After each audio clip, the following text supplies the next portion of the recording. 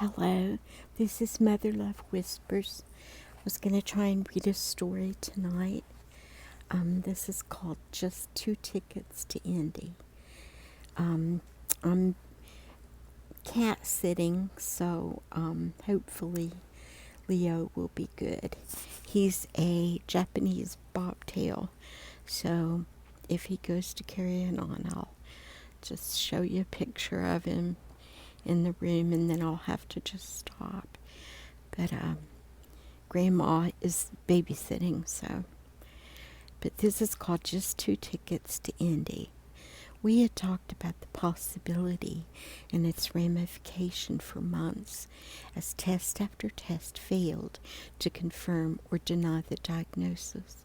But now I sat in my office, crushed by the reality that it was true. John had ALS, Lou Gehrig's disease. The insidious affliction strikes the muscular system of its victim, eventually draining the body of all strength to support even breathing and a beating heart. John had been my business partner, my friend, my mentor for many years. He was the kind of friend who pushed you beyond what you thought you could do. John always saw you not for what you are, but for what he thought you could be, and then he never let you accept anything less. He told me one time, I wouldn't be much of a friend if I let you settle for what you think is your best.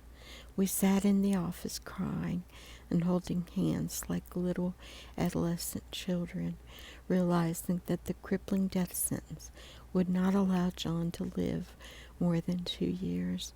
I asked him to think about the one thing he had always dreamed of doing that he hadn't done. Was there some event he would like to see? The running of the bulls in Spain, or would he prefer to take Bonnie, his beloved, to the Great Wall of China or the Wailing Wall? His response was predictable. As a lifelong car racing enthusiast, John had always wanted to go to the Indianapolis 500. Unfortunately, it seemed that the tickets for the event were tied up in corporate commitments or fans who handed their seats down through the family as a legacy. However, I confidently told John it would be no problem. Many of my clients had connections to the automobile industry, from tire makers to part suppliers. Someone was bound to have access to tickets. But my confidence was misplaced. Time after time I was told that even though the request was noble, the corporate allotment was predetermined for years in the future. The 1996 Indy came and went, and I was unable to get the tickets for Bonnie and John. I took advantage of my position for 15 months as a speaker and asked over 100 audiences for the tickets.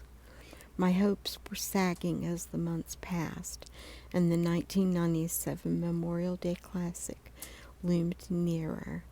While John's faith remained and his hopes drove him on to lead a normal life, his body declined and his strength weakened.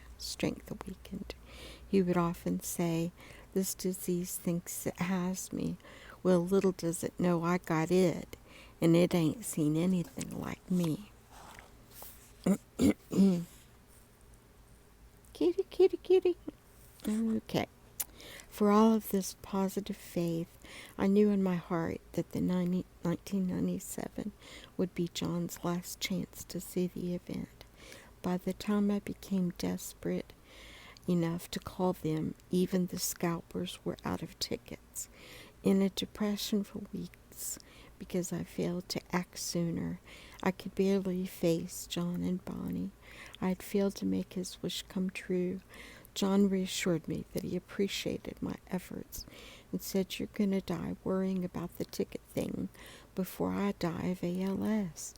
Then 2 weeks before the event, the phone rang, and Peggy Zamack of Cooper Power in Pittsburgh asked the question that stopped my breathing. Rick, she asked, are you still looking for those Indy 500 tickets? Then she had to ask, Rick, are you still there? I couldn't say anything. My voice was paralyzed. Eventually, I got the words out and through tears assured her that she was heaven sent. She put the tickets straight in the mail, and I called Bonnie. Bonnie, I said, tomorrow before 10 a.m. I will have in my hands tickets to the 1997 Indy 500 for you and John. She and I rejoiced for several minutes through bouts of more tears. Then a horrifying thought struck me. Bonnie, I don't know if you will be able to find a room. The 500 is just a couple of weeks from now. Oh, don't worry about that, she replied. I paid for the room almost a year ago. I knew if I showed enough faith, God would provide the tickets somehow. And that's by Rick Phillips.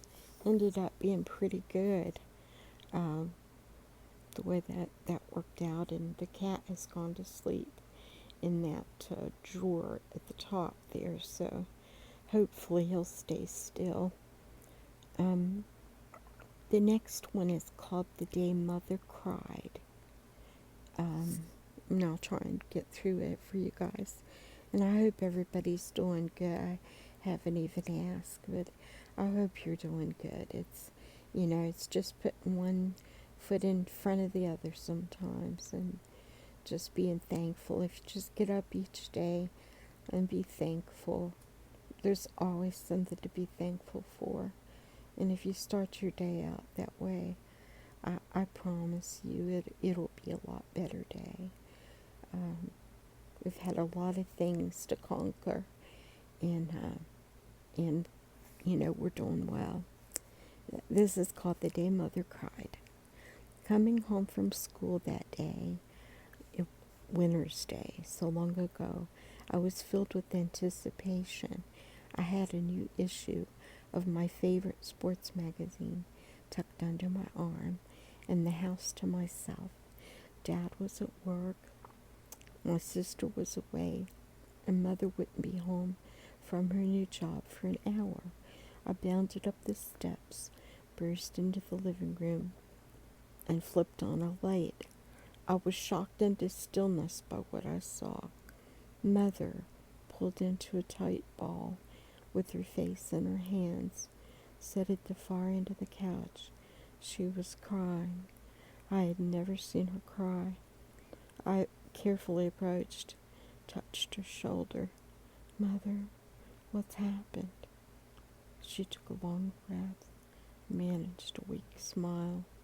It's nothing really, nothing important, just that I'm going to lose this new job. I can't type fast enough. But you've only been there 3 days, I said. You'll catch on. I repeated a line she had spoken to me 100 times when I was having trouble learning or doing something important for me. No, she said sadly, there's no time for that. That I can't carry my end of the load. I'm making everyone in the office work twice as hard. They're just giving you too much work, I said, hoping to find injustice where she saw failure. She was too honest to accept that. I always said I could do anything I set my mind to, she said, and I still think I could do most things, but I can't do this. I felt helpless and out of place. At age 16, I still assumed Mom could do anything. Some years later, when we sold our ranch and moved to town, Mom had decided to open a day nursery. She had no training, but that didn't stand in her way. She sent away for correspondence courses in child care, did the lessons, and in 6 months formally qualified herself for the task. It wasn't long before she had a full enrollment and a waiting list. Parents praised her, and the children proved by their reluctance to leave in the afternoon that she had won their affection. I accepted all this as a perfectly normal instance of mother's ability. And I'm going to stop right there. Leo is, well, he was making noise. Okay, let me see. Make sure that was him. It might have been Daisy. Okay. All right, I'll continue. Neither the nursery nor the motel my parents bought later had provided enough income to send my sister and me to college. In 2 years, I would be ready for college. In 3 more, my sister would want to go. Time was running out, and Mother was frantic for ways to save money.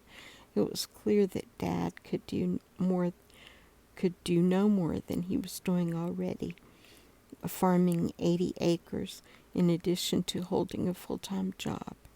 Looking back, I sometimes wonder how much help I deserved. Like many kids of 16, I wanted my parents' time and attention, but it never occurred to me that they might have needs and problems of their own.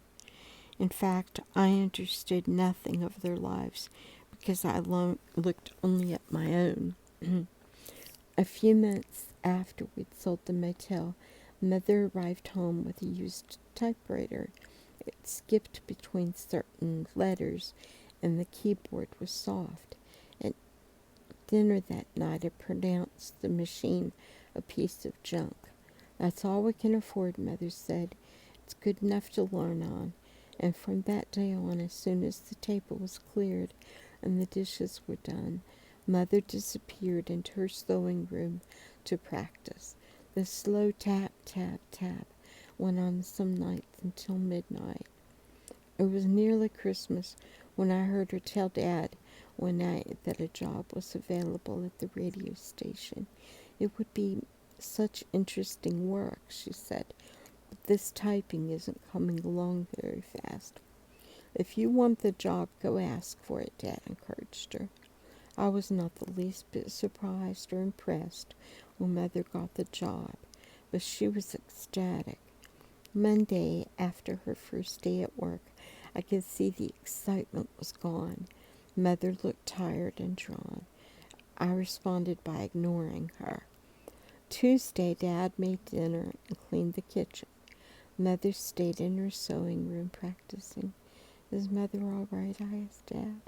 She's having a little trouble with her typing, he said. She needs to practice. I think she'd accept it if we'd all helped out a bit more. I already do, I said, immediately on guard.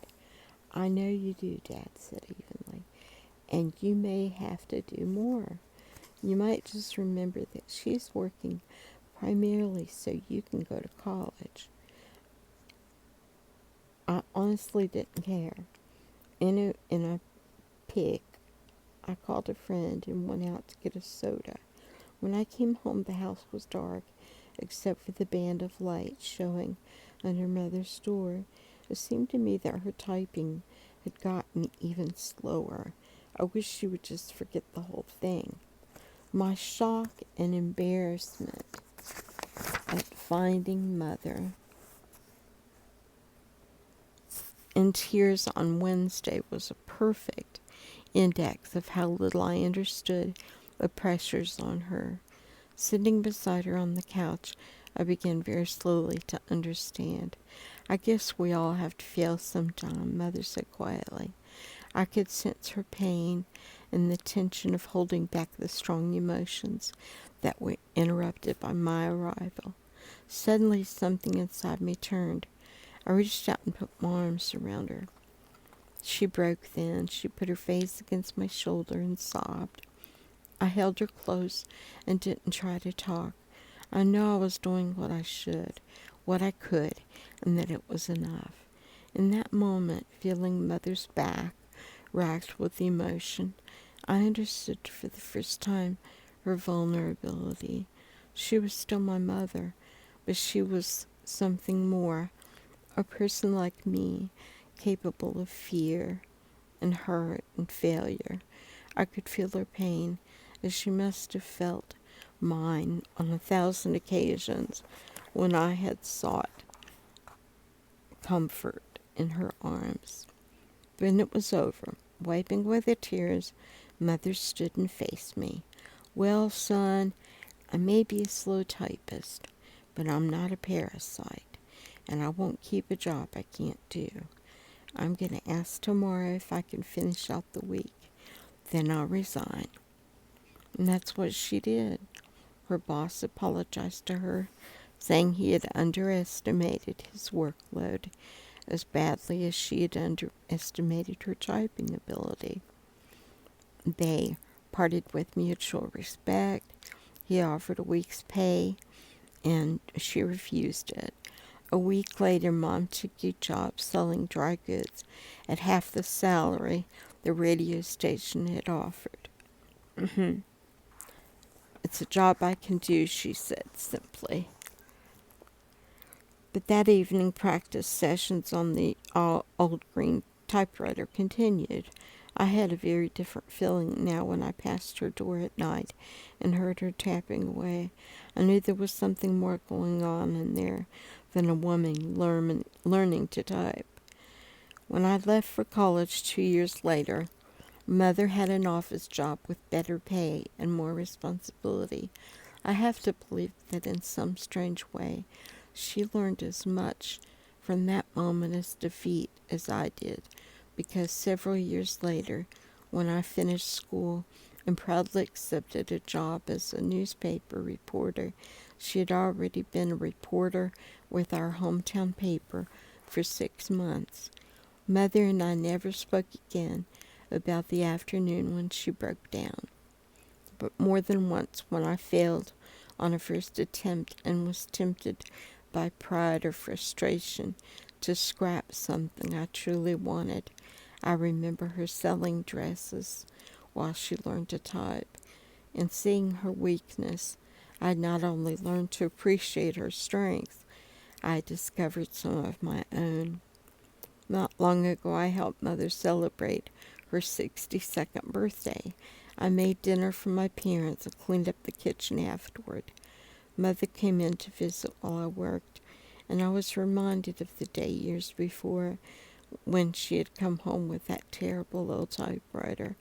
"By the way," I said, "whatever happened to that monster typewriter?" "Oh, I still have it," she said. "It's a memento, of the day you realized your mother was human. Things are a lot easier when people know you're human." I had never guessed what she saw. She saw what happened to me that day. I laughed at myself. "Someday," I said, "I wish you would give me that machine." "I will," she said, "but on one condition." "What's that?" "That you never have it fixed. It is nearly impossible to type on that machine, and that's the way it served the family best." I smiled at the thought. "And another thing," she said, "never put off hugging someone when you feel like it. You may miss the chance forever." I put my arms around her and hugged her and felt a deep gratitude for that moment, for all the moments of joy she had given me over the years. "Happy birthday," I said. "The old green typewriter sits in my office now, unrepaired. It's a memento, but what it costs for me is not quite what it called for Mom. When I'm having trouble with a story and think about giving up, or when I start to feel sorry for myself and think things should be easier for me, I roll a piece of paper into that cranky old machine and type word by word, just the way Mother did. What I remember then is not her failure, but her courage, the courage to go ahead. It's the best memento anyone ever gave me." That's Gerald Moore. Read that. Well, thank you guys for listening to my stories, and I'm sorry it's been a while since I've been on here. I hope you have a good night, and I hope you enjoy the rest of the weekend, and just, Just keep your head up and keep your faith strong. And toodaloo.